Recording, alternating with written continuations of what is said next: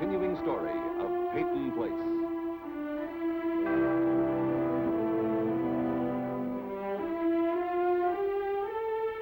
Starring Dorothy Malone as Constance Mackenzie, Ed Nelson as Michael Rossi, Mia Farrow as Allison Mackenzie, Ryan O'Neill as Rodney Harrington, Barbara Parkins as Betty Anderson, Tim O'Connor as Elliot Carson, Christopher Connolly as Norman Harrington.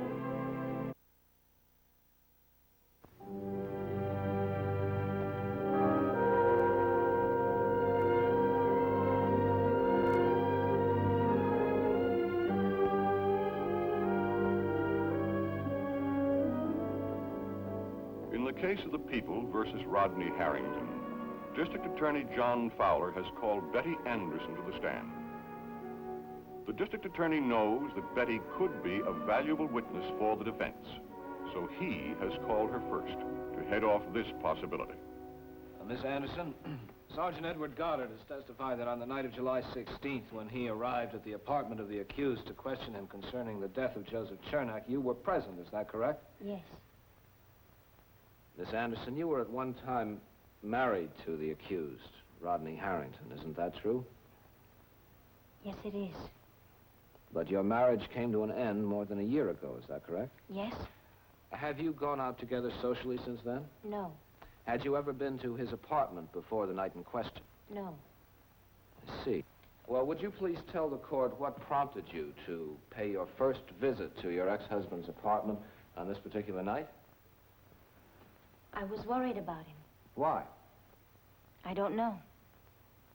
You were employed at Doctor's Hospital at that time, isn't that correct? Yes? Did your visit to his apartment have anything to do with a phone call you received while you were on duty at the hospital earlier that same evening? A phone call requesting that an ambulance be sent to the wharf? Yes. Who was it who placed the call? It was Rodney. Rodney Harrington? Yes. How did you know that? Did he identify himself to you? No, I recognized his voice. But at no time during the conversation did he identify himself? No. After you had received the phone call, what did you do? I dispatched the ambulance. And then? I went off duty shortly after that. Did you go directly to your ex-husband's apartment when you went off duty? No. Where did you go? I went to a party. Where? At the home of Mr. and Mrs. David Schuster. Now, how long did you stay there? A little over an hour. Were you still at the Schuster home when Mrs. Anna Chernak was informed there of the death of her son? Yes. Now, did you connect the death of Joe Chernak on the wharf with the telephone call you had received from your ex-husband requesting that an ambulance be sent there? Not exactly. What do you mean, not exactly? Not exactly. Well, didn't you then leave the party and go to your ex-husband's apartment? Yes? Then I'll repeat the question. Did you connect Joe Chernak's death with Rodney Harrington's unidentified phone call? All I knew was that I wanted to talk to Rodney. Was your ex-husband at home when you arrived? Yes. Who else was there? No one. Well, Sergeant Goddard testified that his brother, Norman Harrington, was present when he arrived. Norman came later.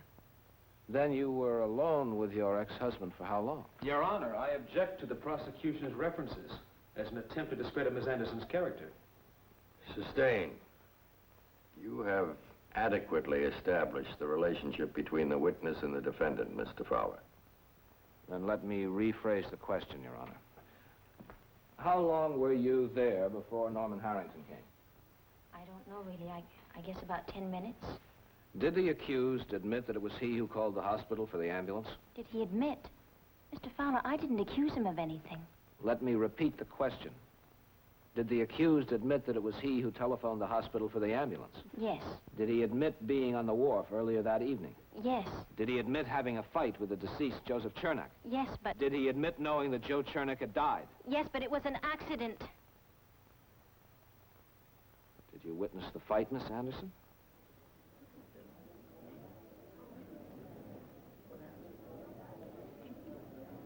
No, but... Your witness.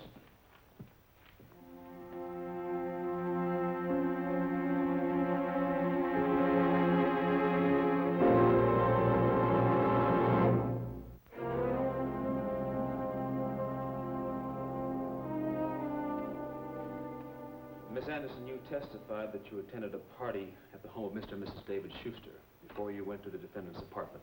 Yes. Would you mind telling the court who your escort was that evening? It was you. Let the record show that the witness indicated myself, Stephen Cord, counsel for the defense. Did you discuss the phone call you received from the defendant with me at any time during the course of the evening? No. Why not? I didn't think it was any of my business to. In other words, you had no desire to involve yourself or anyone else in Rodney Harrington's affairs. That's right. What changed your mind? When we found out that Joseph Chernak was dead, I thought about the phone call, and I thought that Rodney might be in trouble, and maybe I was the only one who knew it. I had to find out. Would you have done the same thing for any other acquaintance you thought might be in trouble? Yes, I think so. Then your going to his apartment wasn't an act of allegiance for an ex-husband, but an act of compassion for a fellow human being you thought might be in need. The same kind of compassion prescribed for all mankind by the book on which you took your oath to tell the truth in this courtroom. That's right. After the defendant recounted the events that had taken place earlier in the evening, did he announce his intention to go to the police station voluntarily? Yes. And did he, in fact, open the door to leave for the police station? Yes, he did. To your knowledge, was anyone in the room aware that Sergeant Goddard was outside the door at the time Rodney opened it to leave? No. Thank you, Miss Anderson. I have no further questions at this time. Do you have any questions to redirect to the witness, Mr. Fowler? Yes, Your Honor. Just one question, Miss Anderson. Are you still employed at Doctor's Hospital? No. Would you tell the court where you are presently employed? I work for Mr. Martin Peyton.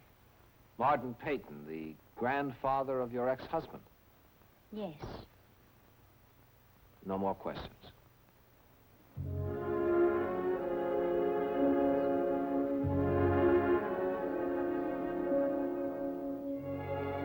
You may step down, Miss Anderson.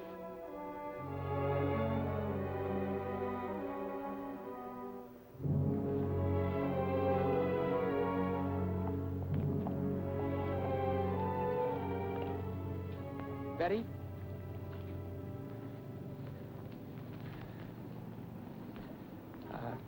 Can I talk to you for a few minutes? I've got to get back to work. Well, I still have my driver's license, and I know the way. I'll see you later, Betty. Bye. Goodbye, Mrs. Anderson.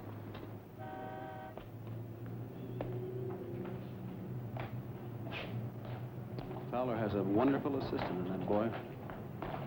I'll stop. It'll only make matters worse. Tomorrow we buy him a leash and a hobble.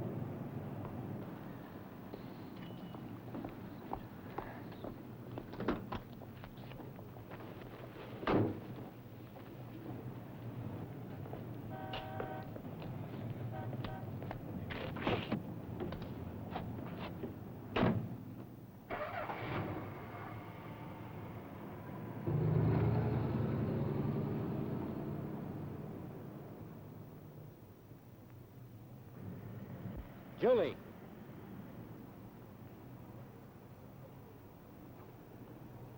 It merges if you're not careful, doesn't it? What? Time. Seeing them drive off together like that, it could almost be last year. Only for them. I never did like that convertible. Did I ever tell you that, Les?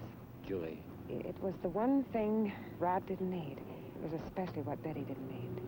Why don't we let them sort out their past and their feelings toward it? Well, that's a switch coming from you, Les. People can change, you know, about some things. It's getting late. I still have a job. We've got some sorting out to do, too, Julie. But not here. Our being seen together isn't helping Rodney. We're too old to be playing hide and seek from them.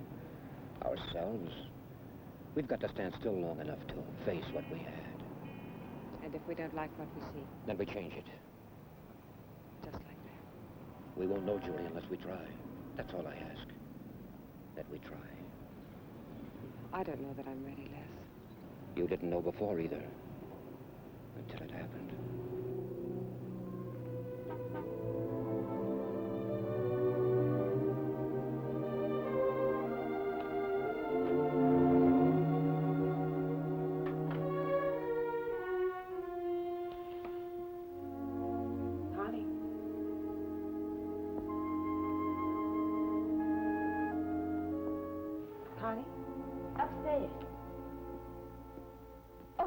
Julie, I've been promising myself I'd put that stock room in order. How's Betty? Oh, well, I suppose Elliot told you about her testimony. Yes, it must have been very difficult for her. And for you having to listen to all that. Connie, I've been having a non-stop debate with myself. It started in that courtroom, and it didn't end till I walked through your door. I have to ask, how is Elliot going to handle Betty's testimony in the paper? Well, we haven't discussed it, but I know Elliot would never print anything that would hurt Betty. The facts hurt Betty. How? Oh, I don't know, Connie. It's they seem to rake up the past and all of the things that have been haunting her. Well, that's just it, Julie. It is the past, and that's how people are going to look at it. I suppose it will be page 1. The trial is page 1. You're right, of course. You know, when I was sitting in that courtroom, I got to thinking about the park, about the gardens when Betty was just a little girl. We used to run into each other. Betty never would play with Allison. Yes, Allison was always the baby. How's Allison doing? Well, physically she's improving, but she still resists any memories that trouble her. We wanted so much for them, Julie. I remember in the park, we used to talk about it. Yeah. 2 young mothers with what? Improbable dreams. Oh, not so improbable. Only what every mother wants for a daughter. Betty and Allison had their whole lives ahead of them. We're still entitled to those dreams.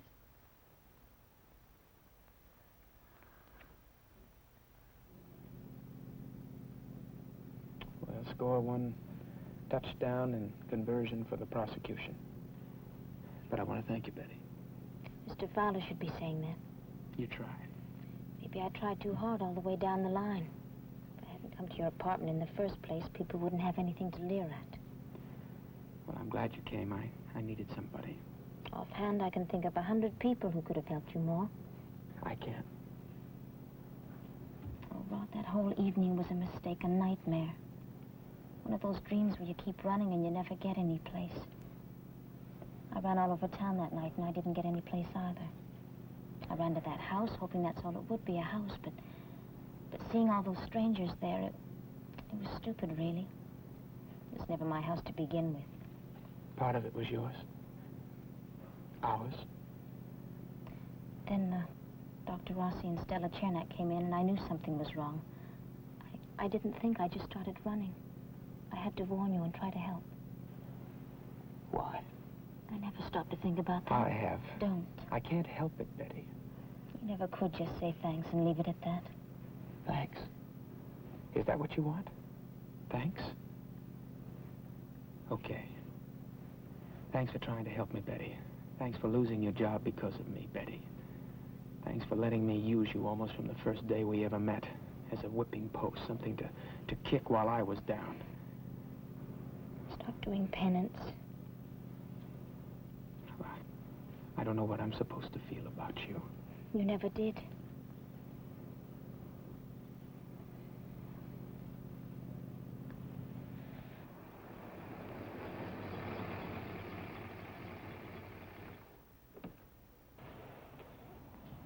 Rod, it's not last year. It's not even yesterday.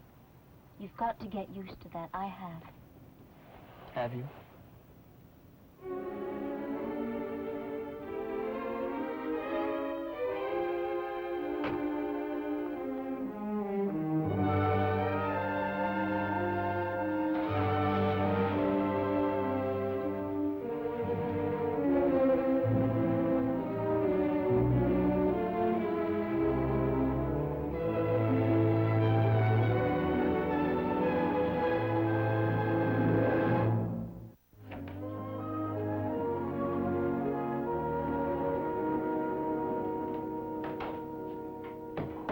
Innkeeper, a bale of hay for my horse, and I'd like...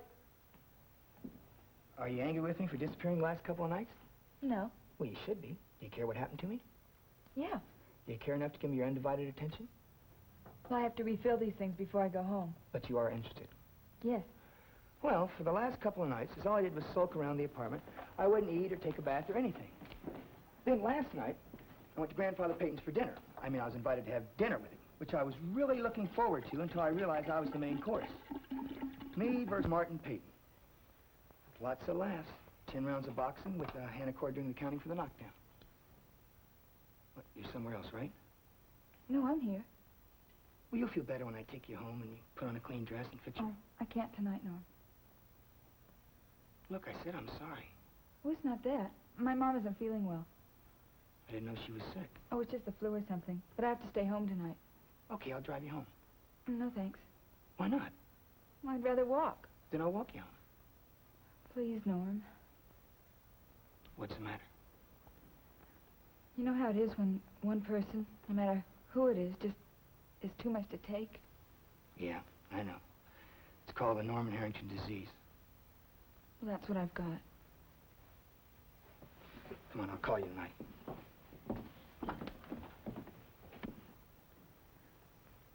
Think about me just a little bit.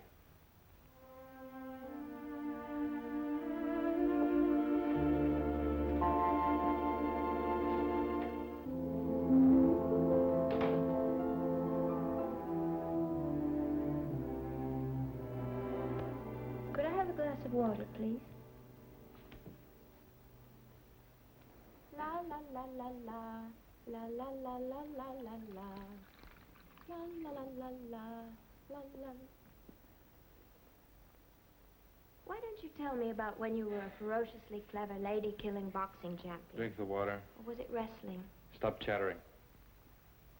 What would it take to bribe you into letting me skip therapy today? How about a new set of dumbbells? Or the collected poetical works of Allison Mackenzie, autographed? Come on, lift it up. As high as I can go. That was yesterday. You see, you were just loafing. You better watch out, Mr. Gehring. When I escape from your torture chamber and from this hospital, I'm going to get somebody to come up here and beat you up. You're tensing up. Relax. I'd like another glass of water, please. You're stalling. I want to go back to my room. Later? Now. Now I guess you're going to cry, huh? I'm going to scream. Well, that won't prove anything. Well, you can slap my face with your left hand, then I'll stop. Not before. That's the best incentive you could have given me. There was a girl like you in every school I've ever been to. There's a girl like you every place I've ever been. Cellophane wrapped. Too well-mannered, too well scrubbed and brushed and spoiled. Just perfect. And demanding, like a child. Ouch. You're making progress. You're hurting me. Now, let's see how high you can reach. First girl I ever knew like you sat in front of me all the way through grammar school. She was a lot like you. Long, blonde pigtails. And too perfect. Now, let's see how high you can raise it. One day I did her a big favor. I stuck her pigtails in a bottle of ink. She came to life. She screamed for 10 minutes. She was beautiful. It was good. Excuse me. Well? Your time's about up. The nurse will be Aren't here you going to now. help me? Stop being a child. Learn to help yourself. Help me, please.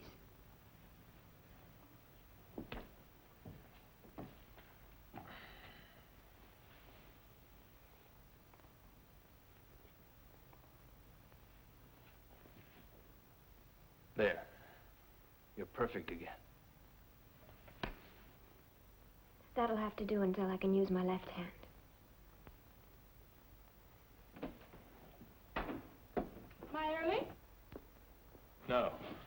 She's finished. Please take me back to my room now.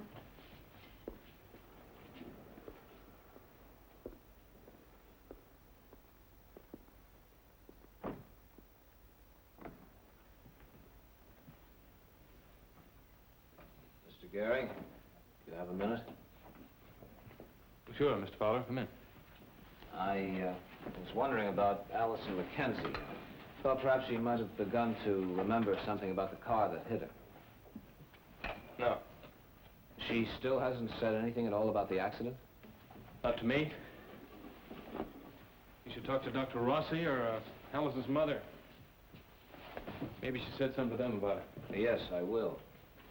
I saw her when she was leaving. She looked quite well. Well, you don't forget to let me know if she does say anything, will you?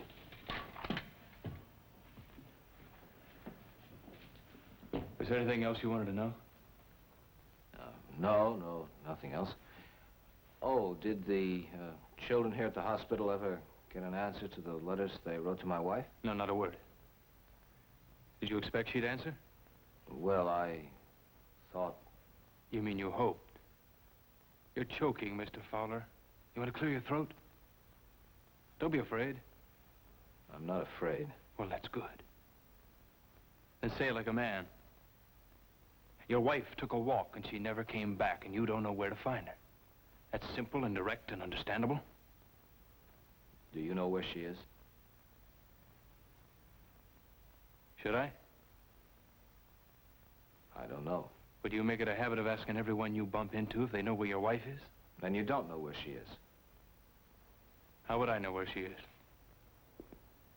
You worked closely here with her several times a week. You knew her pretty well. You don't have the guts to come out and say what's crawling around inside you, do you? Well, let me help you, Mr. Fowler. Am I the one who's been consoling your wife? That's what you want to know, isn't it? Well, she was looking for someone, all right. She thought that you could make the children fill up her empty life. And they would have done it if she could have taken one or two of them home with her at night. That's enough. No. No, she didn't find what she was looking for. She needed a man. It's important you understand that, Mr. Fowler. She needed a man.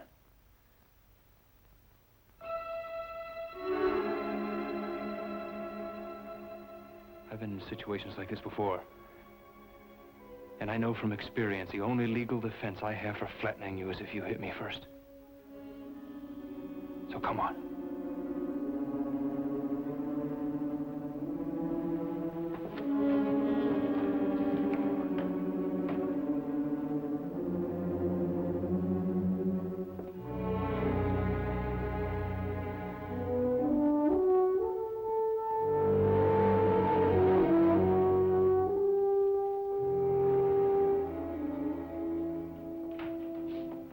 Sorry I'm late.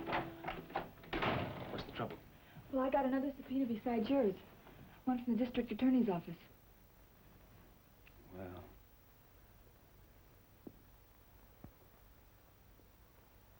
I guess that was to be expected. Here. No, you don't have to show it to me. Well, I mean, you told me I was going to be a witness for Rodney. I couldn't stop Fowler from calling you as a witness. But then that means that I'll have to answer his questions first. That I'll be forced to tell things that I was only going to tell if they'd help Rod. Rita, trust me. I know this has been upsetting to you. But believe me, it'll all turn out the way we planned. But it's not the way we planned. I'm afraid of him. Look, you have enough spunk and courage to... No. You don't understand. I'm afraid of him.